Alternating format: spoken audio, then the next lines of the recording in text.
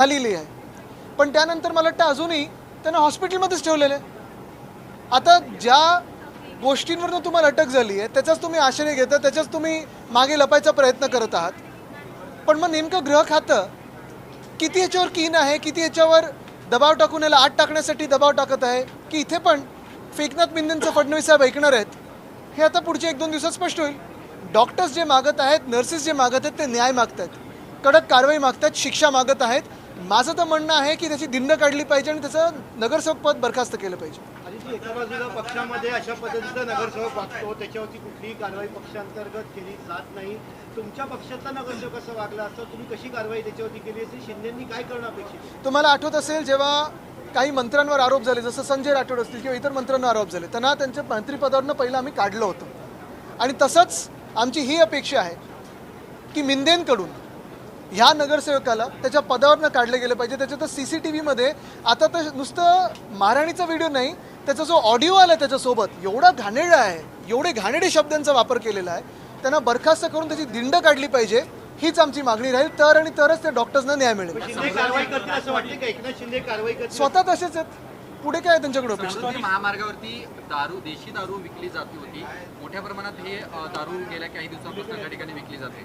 आता महत्त्वाची गोष्ट हीच आहे की समृद्धी महामार्ग असेल किंवा इतर जे महामार्ग आहेत, एकतर ते रस्त्याची क्वालिटी बघा, दुसरं म्हणजे जे काही खड्डे बिड्डे पडतात ते बघा. अशा जर घटना होत असतील तर ती दारू नेमकं तुम्ही आता ते कदाचित हे पण कारण देऊ शकतील की इथेनॉलसारखं आम्ही त्या पेट्रोलमध्ये टाकणार होतो आणि त्याचं मिश्रण करणार होतो. हे खूप शक्य आहे, हे सरकार त्याच्या पण केपेबल आहे. पण आम्हाला उत्तर काय येतं हे तर अपेक्षित आहेच, पण सरकारच्या ह्या राज्यामध्ये असं होऊच कसं शकतं हे देखील जाणून घेणं गरजेचं आहे.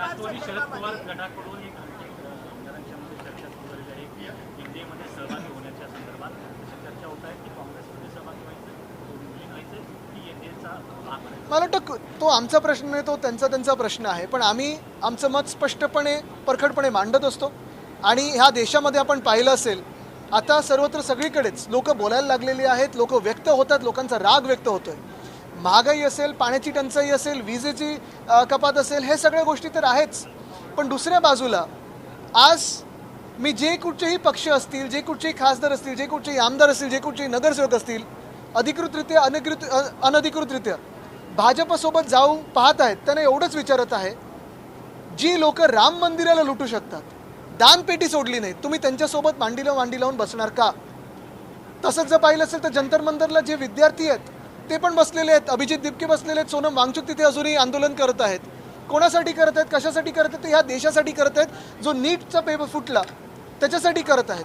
तुम्ही त्यांच्या विरोधात भाजपच्या सोबत जाणार का? हा माझा सवाल सगळेच जे लोक भाजपसोबत जायचं तर ना, आज मी त्यांना विचारतो. एक करू. मुख्यमंत्र्यांनी जे विधानसभेमध्ये भाषण केलं, याच्या कशा पद्धतीनं बघताय?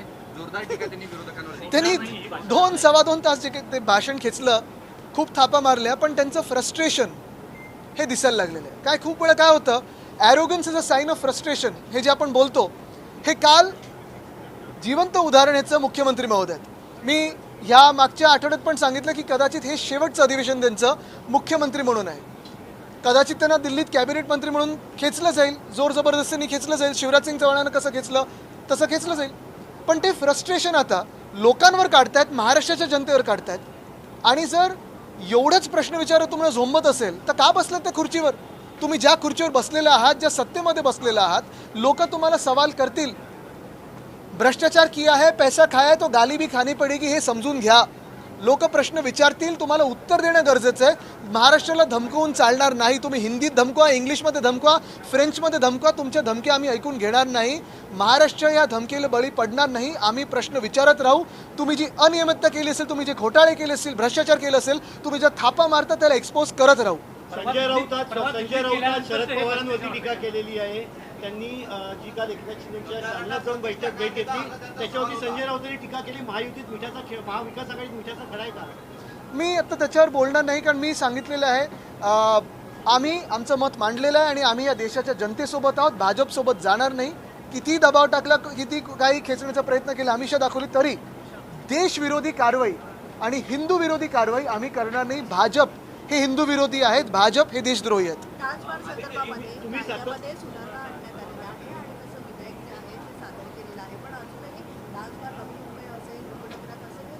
कोणाच्या सावलीत सुरू आहे?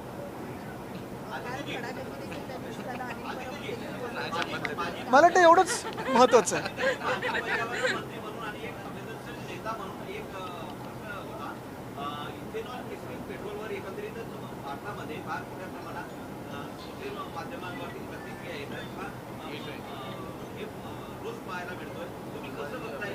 मी इथेनॉलबद्दल सातत्याने म्हणतच आहे की इथेनॉल, पहिली गोष्ट म्हणजे पर्यावरण वगैरे हे सगळं एका बाजूला, पण आपल्याला आठवत असेल तो व्हिडिओ, गडकरी साहेबच सांगत होते की इथेनॉल जेव्हा मिश्रण सुरू होईल तेव्हा 15 रुपये लिटर वगैरे पेट्रोल मिळेल, हा त्यांचाच व्हिडिओ आहे.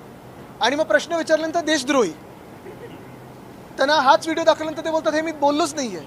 महत्त्वाची गोष्ट आहे, आज जगात क्रूडचे प्राइसेस कमी झालेत, किमती कमी झाल्यात. आपल्याच देशात का नाही कमी झालेत? आपल्या सगळ्या आजूबाजूच्या देशांमध्ये पेट्रोल डिझेलचे प्राइस कमी झाले, किमती कमी झाल्यात. मग आपल्याच देशात का नाही कमी झालेत? उत्तर प्रदेशचं इलेक्शन आलं तेव्हा कमी करणार, गोव्याचं इलेक्शन येईल तेव्हा तुम्ही कमी करणार, देशाची निवडणूक येईल तेव्हा तुम्ही कमी करणार.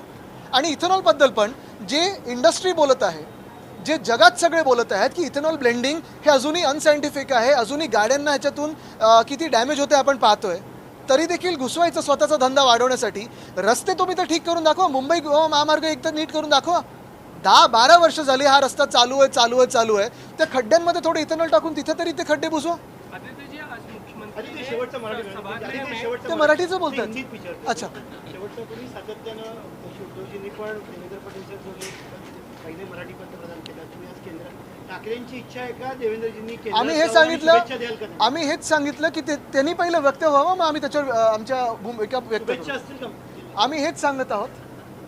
शुभेच्छा म्हणजे पहिली गोष्ट म्हणजे त्यांची बॉडी लँग्वेज बघून, त्यांचं फ्रस्ट्रेशन बघून, त्यांचं ॲरोगन्स बघून एक नक्की दिसायला लागलेलं आहे की भाजप काय आता त्यांना पुढचा काळ महाराष्ट्रात ठेवत नाही, त्यांना हा केंद्रीय मंत्री म्हणून घेणार, हे आता दिसायला लागलेलं आहे. आता ह्याच्यात ऑपरेशन देवेंद्र फडणवीसमध्ये भाजपचेच पुढचे मुख्यमंत्री आत्ताच्या काळात होतील की मिंदे गटातून होतील आणि संघ आणि भाजप हे ऐकून घेईल, हे बघणं आता आम्ही खूप इंटरेस्टेड आहोत. पण हे होत असताना जर त्यांना प्रधानमंत्री बनायचं असेल असं त्यांनी इथे येऊन बोलून दाखवावं. सर, जिस तरीके से हम देख रहे हैं कि देवेंद्र थांबा, फडणवीस ने कल भाषण किया एक था. शेवटचा, त्यांचा काल वाढदिवस होता ना. आज आहे नाही, काल होता. काल तेच बोललो, काल त्यांना आम्ही बोललो ना, आज एक दिवस तरी करून दाखवा. भास्कर जाधवजी असतील किंवा वरती जे आम्ही नाव दिलं. सर, जिस तरीके से देवेंद्र फडणवीस जी ने कल भाषण किया था, क्या लगता है आपको आने वाले समय में वो दिल्ली में दिखेंगे, महाराष्ट्र की गति संभालेंगे? कल का जो भाषण था फडणवीस साहब का, एक तो बहुत सारी फिक्शनल बातें उन्होंने कही, मुंबई के बारे में हो, विकास के बारे में हो, कौन से राज्य में ये उन्होंने करके दिखाया, हमें एक बार दिखाया, पिक्चर देखने के लिए बुलाए. लेकिन उनकी जो बॉडी लैंग्वेज थी और उनका जो एरोगेंस था, ये फ्रस्ट्रेशन का बहुत बड़ा चिन्ह है. और ये मैं आज दावे के साथ कह सकता हूँ कि ये फडणवीस साहब का मुख्यमंत्री होने के नाते आखिरी सत्र है, इसके बाद वो केंद्र में मंत्री करके बुलाया जाएगा उनको. लेकिन जो उन्होंने कल महाराष्ट्र की जनता को धमकाया कि अगर आप सवाल पूछोगे, सोशल मीडिया पे वक्त होगे तो हम ऐसे करेंगे, वैसे करेंगे, छोड़ेंगे नहीं, मैं इतना ही कहूँगा उन्हें कि साहब, भ्रष्टाचार किया है, पैसा खाया है तो गाली भी खानी पड़ेगी. जो बातें हम पूछ रहे हैं, जो बातें सिर्फ हम नहीं महाराष्ट्र की जनता पूछ रही है, जवाब आपको देना पड़ेगा.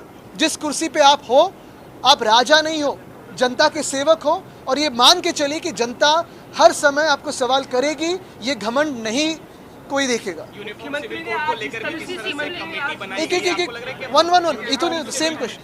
यूनिफॉर्म सिविल कोड भी अब महाराष्ट्र में जल्दी लागू होगा, आज कमेटी भी उसकी फॉर्म हो गई है.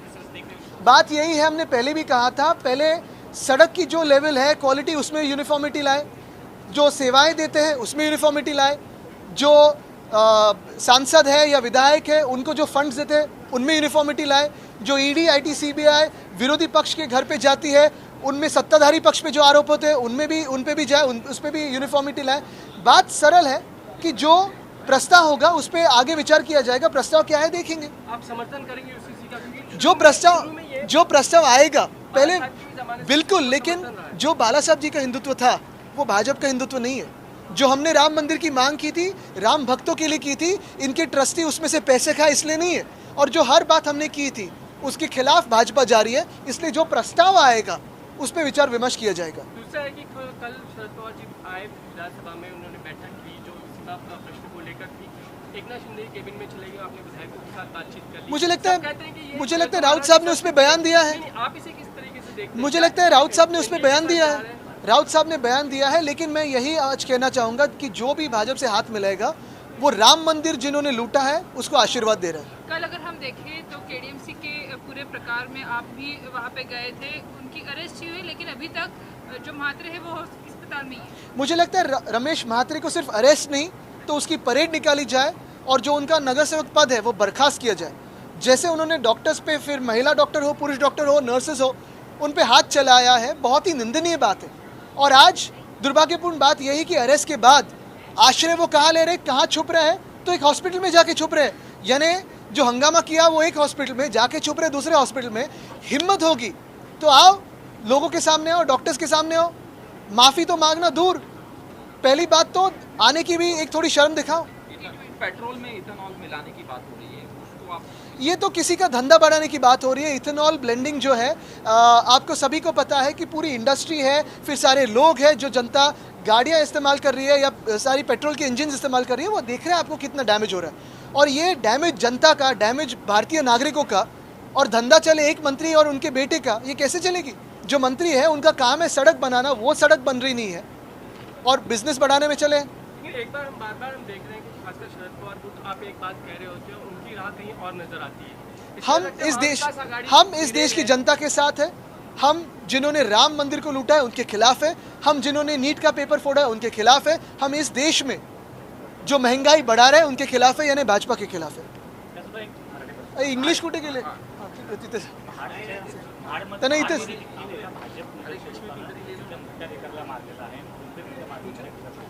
मुख्य गोष्ट हीच आहे, हे सगळं झाल्यानंतर अटक होते का? कदाचित त्यांना मंत्री बनवलं असेल। So what do you think about this KDMC hospital? Yesterday you saw, after my visit to the KDMC hospital and meeting the doctors and nurses, Ramesh Mhatre has been arrested. However, only arrest is not enough. After being arrested, he should be charged with the most heinous of the crime, which is beating up doctors and nurses. The other thing is he should be paraded and he should be disqualified from the post of the corporator. Eknath Shinde and the Home Department and Mr. Fadnavis are shielding Ramesh Mhatre by keeping him in another hospital. This is against the doctors and this is the against interest of the nurses. A committee has formed for UCG. The Uniform Civil Code, of course, uniformity also has to come in first and foremost in the distribution of funds for development for MPs and MLAs. Uniformity has to come in the way the ED, IT, CBI sees all politicians. It only goes behind opposition politicians and tries to convert them to the BJP. Why not have uniformity in that first? And of course, as far as the Uniform Civil Code goes, let them present the bill and then we shall debate the merits of the bill. Mixing of ethanol and petrol. I think mixing of ethanol and petrol is only being done to promote the industry of a certain someone, a certain dynasty in this government. It is sad that lakhs and lakhs of Indians are being held hostage to promote the business interest of a certain dynasty. Our Chief Minister has given the statement for yesterday's missing link. What do you think? Mr. Fadnavis, as the Chief Minister, is probably holding his position as Chief Minister for the last time in this session, after which he will be pulled in the Union Cabinet. The frustration is very clearly seen in his language. The arrogance is only a sign of his frustration. और इससे आखिरी सवाल है कि कल जिस तरीके से आप लोग डिमांड कर रहे थे डिस्कशन की, अंतिम अठवाड़ा प्रस्ताव जिसको कहते हैं, कल आप लोग को परमिशन दी, आज मिली, आप लोग डिस्कशन में शामिल होंगे और कौन कौन से प्रमुख मुद्दे आप... बिल्कुल, आज तो हमने डिस्कशन के लिए लिया है ये मुद्दा, लेकिन अगर आप देखें तो ना सीएम उपस्थित है, ना DCM 1 उपस्थित है, ना DCM 2 उपस्थित है, ना कोई कैबिनेट मंत्री उपस्थित है। एक MOS ऐसे ही आज जिम्मेदारी संभाल रहे हैं तो उसके जवाब दे रहे हैं। शरद पवार आए थे, एकनाथ शिंदे से मिले, अब ये चर्चाएं ऐसी चल रही है कि कहीं ना कहीं एनडीए तो ज्वाइन नहीं करेंगे शरद पवार। मुझे लगता है उसका जवाब संजय राउत जी ने दिया है। आप क्या कहेंगे? नहीं, संजय राउत जी ने दिया है उसका जवाब।